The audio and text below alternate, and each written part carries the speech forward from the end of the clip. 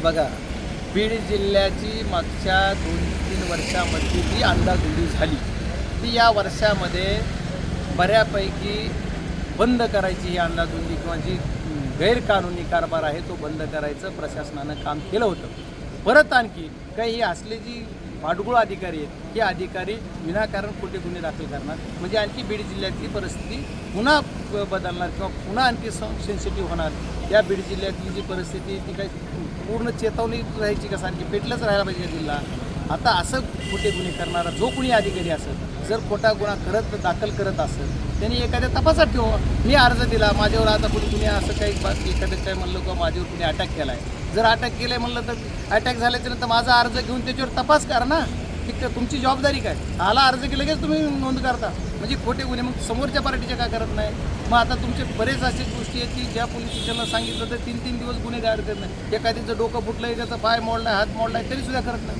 मग आता ही गुन्हे कसे करणार? जर एखादा अधिकारी बीड जिल्ह्यात परत एकदा अर्ज खोटा दिला तर एक खोटा दिला त्याच्यावर तर कारवाई काय करायची ती होईल, पण ज्या अधिकाऱ्याने नोंद केला त्याची सुद्धा त्याला निलंबन केलं पाहिजे पहिल्यांदा आणि त्याचं निलंबनच नाही तर त्याची डी ओपन झाली पाहिजे आणि त्याला बडतर्फ करायसाठी सुद्धा ॲक्शन घेतली पाहिजे सरकारनं। आणि मुख्यमंत्र्यांना सुद्धा मी हे पत्र देणार आहे, परंतु उद्या मी आज DIGला पत्र देतो मुख्यमंत्र्यांना देतो याच्या संदर्भात की बीड जिल्ह्यामध्ये खोटे गुन्हे दाखल करणाऱ्या अधिकाऱ्यावर कारवाई झाली पाहिजे ही माझी मागणी। मात्र ज्यांनी हे गुन्हे दाखल केले त्यांच्यावर काही कारवाई झाली नाही? हे बघा, आम्ही समजा मी एखादा जर मला कुणी चोर म्हणलं तर मी समोरचा ही चोर आहे असं म्हणणार ना। ते त्याच्यावर मला बोलायचंच नाही। त्यांनी कुणी केले त्यांच्यावर ॲक्शन करायला पाहिजे होतं ना। जो रखवालदार आहे तो चोर व्हायला लागला ना। जर कुणी खोटा गुन्हा केला तर त्याच्यावर कारवाई करा ना तुम्ही।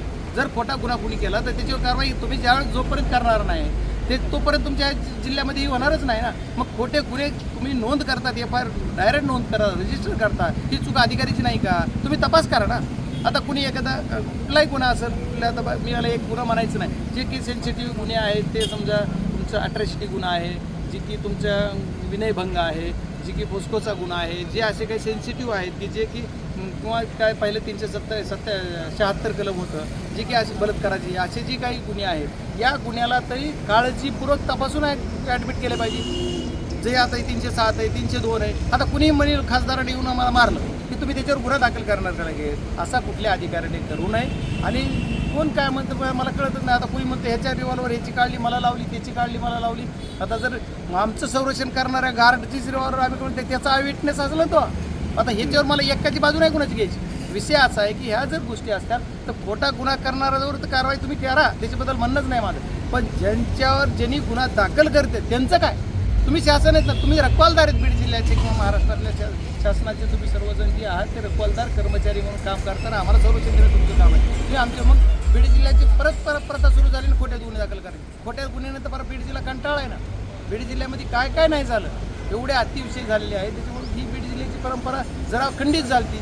पण आता काय दादा गेल्यानंतर आणखी बोकाळतं काय असे संशय आला मला। मग त्याच्यानंतर आणखी कोणाचे मनसुबे काय काय व्हायचे ते होते का काय माहिती? धनंजय देशमुख येते असं धनंजय देशमुख म्हणतात की धनंजय देशमुख मला गाडी अडीक लावून 2 फायर केल्या याकडे नाही। हे बघा, ही ज्यावेळेस मला FIRची कॉपी मिळेल त्या दिवशी त्याच्यावर बोलत मला त्याची FIRची कॉपी मिळाली नाही। तुम्हीच म्हणतात ते तुमचं तोंड नाही मला ते माहीत नाही। राष्ट्रवादी अजित पवार गटाच्या कार्यकर्त्यांनी काल निवेदन दिले एसपींना की त्यांनी खुलासा करावा धनंजय देशमुखांनी जी तक्रार त्या ठिकाणी दिली होती किंवा बाईट दिली होती या संदर्भात खुलासा करावा असं त्यांनी सांगितलं आहे। आणि पक्षाची बदनामी करतायत असं पण म्हणाले। पक्षाची बदनामी करतात त्या माणसावर बोलतात त्याच्या काय विषय ते आहे मग यांच्यावर कुणी गुन्हा दाखल करायला लावला हे राजकारण वेगळ्या पद्धतीने। आता कसं आहे सरकारमध्ये असताना खुलासा करावा म्हणजे वेगळं, सरकारच्या बाहेर आल्यानंतर गोळी कळल त्याच्यावर नाही मला जास्त काय बोलायचं ते लोकशाहीत अधिकाऱ्यांचीच करा त्याची लोकशाहीत ते खुलासा करायचं ते बी खुलासा करतील ना त्याच्यात मी कसं बोलू आता?